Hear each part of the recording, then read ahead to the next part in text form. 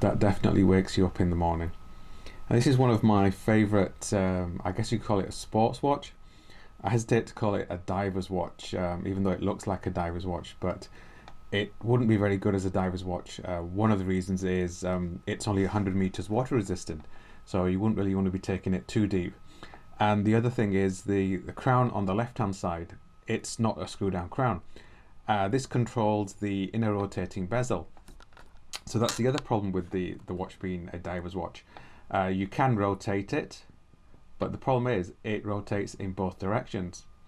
And the other problem is it moves by itself. When it's on your wrist, the bottom of it will catch your wrist and it will move.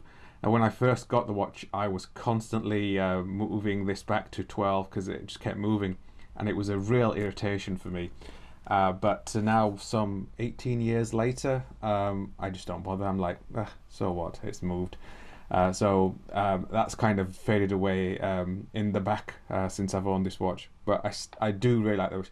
Even though I like this watch, there are a few things which really annoy me, which I think they should have done a lot better job. The crown being one. I don't understand why they didn't have a screw down crown. It would have made the watch a lot better. They would have been 2, maybe 300 meters water resistant. It's a very unusual looking watch. JLC at that time were, I think, trying to go off in a different direction. A lot of their watches are quite classic looking. Their most famous ones are, I think, the Reverso. Everyone knows the JLC Reverso. So I think they were trying a new direction, and I don't think it was a very popular case. From what I can see, it didn't sell very well, especially this one.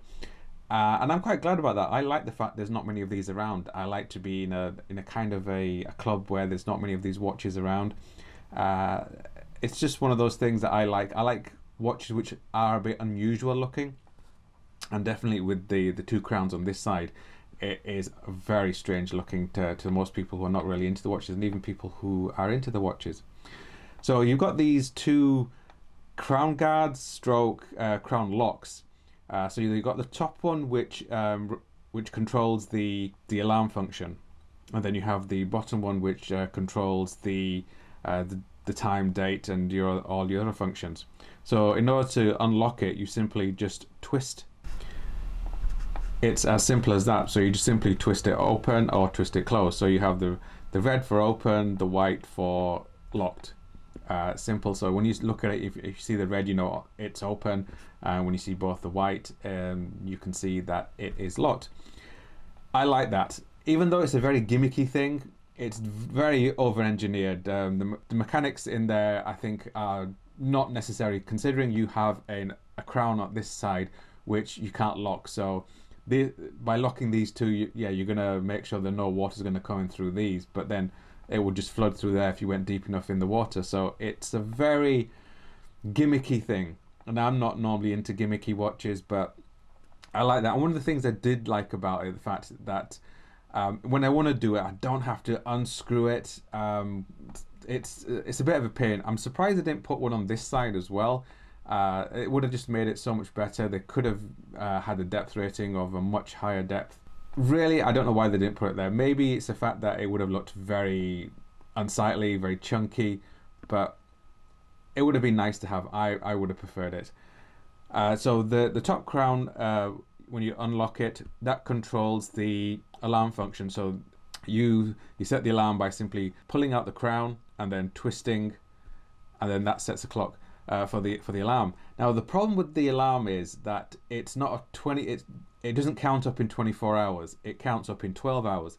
So that's a bit of a pain, because if you set the alarm, say 7 o'clock in the morning, to go off 7 o'clock to wake you up to get up and go to work or whatever else you want to do, it also means that if you wind it after the alarm's gone off, it will then go off at 7 p.m. as well.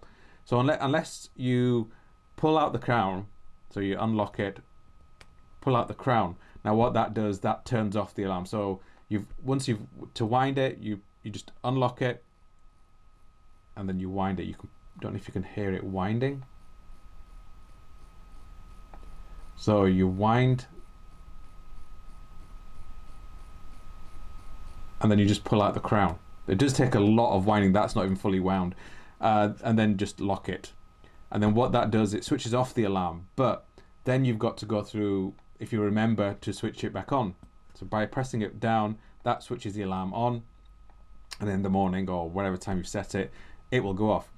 Now, the downside to this alarm is it's not very accurate to set the alarm. So at the moment, I've got it set at what, 4, around about 4 something. So let's say I wanted to set it at say 7 o'clock. I was saying earlier by 7 o'clock. So set it at 7 o'clock, and it's all ready. But it will not go off exactly at 7 o'clock. It will have plus or minus maybe a minute, maybe 2 minutes, because you've got to look at it very carefully if you want it exactly at 7. And even then, it won't go off at exactly 7 o'clock. And also, now it's about to hit 12. It doesn't mean it's going to go off at exactly 12. It could go off at 10 seconds past, even 30 seconds past. So it's not a very, very accurate way of setting your alarm. The other thing is it doesn't have a quick set date. So quick set date is when you open your crown up, you pull out. It does have a hacking system. So, but that's it. You can't set the date one at a time. You have to go round to 12 o'clock. And then it will clock over to the next day. So either you go all the way around, or what most people do with a watch like this is they'll go past 12 to about 2 o'clock, then they'll go back to 9 o'clock, then forward to 2, and then that you pass to 12 o'clock. That turns the day function over, or the date function over, and you've got to do that maybe 20 times if depending on the time of month you pick up your watch, if you're not wearing it constantly. Now I've been wearing this watch for almost 2 months now, so I've set it at one time, that's fine.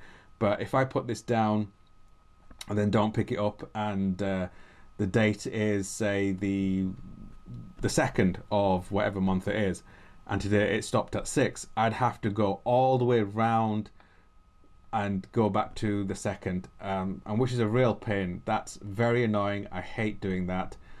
Sometimes when I did pick it up and I was only going to wear it for a few days, I just didn't bother even setting the date. I would just think, oh well, just forget it, just leave it as it is. I don't really need to know the date. Now the date window is slightly curved inside. You can just see it there. It's very strange. When I first saw that, I thought, oh, that's very strange, because it always is normally very flat to it. But I think that's down to the mechanism, the movement in the watch. Now the movement is the 918 movement made by JLC, and it has a 45-hour power reserve. With watches today, that really is nothing. Watches nowadays, they'll have like days of power reserves, like 3, 4, 5, 7 days worth of power reserves. So I think we've become a little bit used to having watches with a lot more power reserve. The watch has 21mm lug size, which really annoyed me. I hated the fact that when this watch came out, it came with 21mm lug size. Because of that, there wasn't many companies that made straps for 21mm. So you had to actually buy it from JLC if you wanted the strap. Now, when I bought the strap, when I bought the watch, this is the strap it came on. I wore it on this for a little while, but I don't like this strap. It just, for me, it didn't suit the watch. It comes on a deployment buckle. It's got a little bit of wear on it, but whenever I bought this brand new from JLC. Whenever I buy a brand new watch, I always get them to throw in an extra strap. So when I want to come to sell the watch, I can give a brand new strap. Or if for whatever reason, if that one breaks, and I did want to wear it on the strap, it's still sealed after 18 odd years. I hadn't even taken it out of the packet. That didn't suit it. I preferred this strap, so I got this ammo strap custom made for it. I think this ammo strap suits the watch much better. And it's been on this strap since I got it. I haven't bothered changing it. I'm going to leave it on this strap forever, I think, until I actually sell this watch. Now, many years ago, I did make a video saying I would never sell this watch. And over the years, I've sort of come to the conclusion that one day I probably will sell the watch. It's not going to be the watch that I'll be wearing on my deathbed. So at one point, I will sell this watch. Probably won't be for maybe another 20 years, could be more. But in the meantime, I will wear it as much as I possibly can, because I've been wearing my other old watches that I've had for many, many years that I haven't been wearing. And I do now sort of think, yeah, why am I not wearing these watches? So as soon as I finish this video, this watch is going to go back in the safe, and I'll pick one of my other watches. I'm thinking probably my other JLC Reverso. I'll probably start wearing that one, because I haven't worn that for well over a decade as well. So on the back of the watch, you can see it has this gold medallion, I guess you could call it. And on the back of the watch, you can see it says Master Compressor, and it's got 1,000 hours. Now, what they do, JLC, they don't send their watch off to be chronometer certified. They have their own in-house testing. Now, a lot of people, I'm not too fussed about chronometer rated watches. I don't see the big point with them. The watches themselves have a chronometer rated movement, but the watches are not tested with the movement inside. Now, when JLC do their 1,000 hours, which that works out like around about 42 days worth of testing, and they actually test the complete watch, all fitted, all done and dusted. So everything's done. With a chronometer rated watch, what they do is, say Breitling, they will send their Breitling movement off to be tested, but not the actual watch. The movement goes off. Then if it's passed, they'll get the movement back and they'll put it in the watch, and then that's it, it's done. It's got the chronometer certification. This, they'll test it as it is, and they actually go through a lot more tests as well. They do a shock resistant test as well. So I have dropped this just a few days ago. Actually, it was dropped not by me but by a family member when it was on the table, and they moved something and it fell off the table, and I was absolutely furious. Yeah, and it's still running fine. At the moment it's running fast, but I'd rather have a watch running fast. I've never really counted how fast or slow a watch is. As long as it's not something like 30 seconds plus a day, I don't really care. It's a mechanical watch. You know, some people, they get all fussed. Oh, my watch is running within 2 seconds of what it should be, and they get all, you know, anal about it. I don't care. As long as the watch is not losing too much time or getting too much time. It's a mechanical watch. It's going to be plus or minus depending on how you wear it, the temperature it is as well. It's fine by me. People they're always posting, oh, I've bought a new watch and it's this seconds or that seconds fast or slow, and I'm super happy with it. Yeah, you knock that watch one time on a wall, it could throw that out straight away. So it makes no difference whatsoever. I don't really care about that.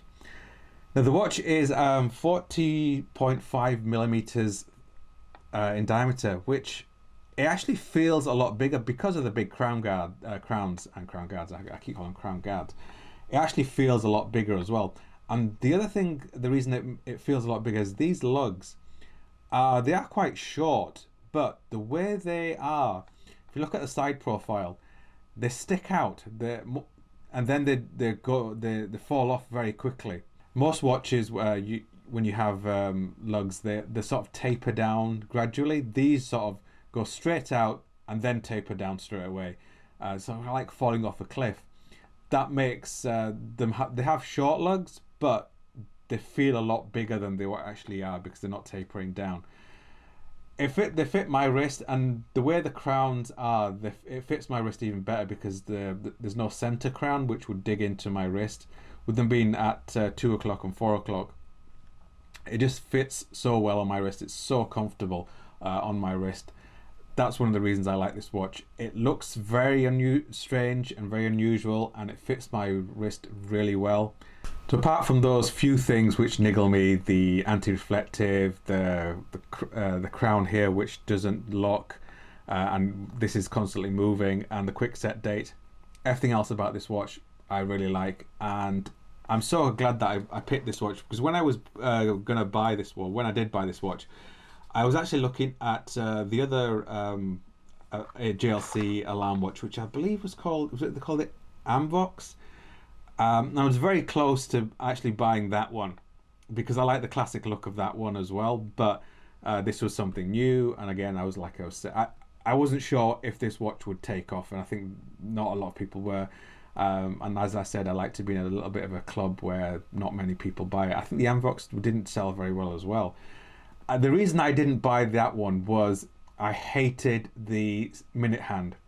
It looks like a penis top, and I just couldn't get over that. I just looked at it and thought, oh, that's horrible. The hands on this, I do like the hands, even though they are quite short. That's another thing which just came to mind as well.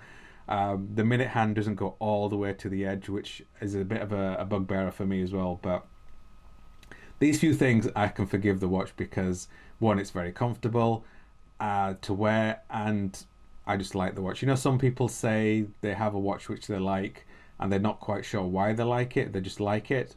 That's me with this watch. Even though it has its points which I don't like, it has more pluses than it has minuses, so I can forgive all the minuses.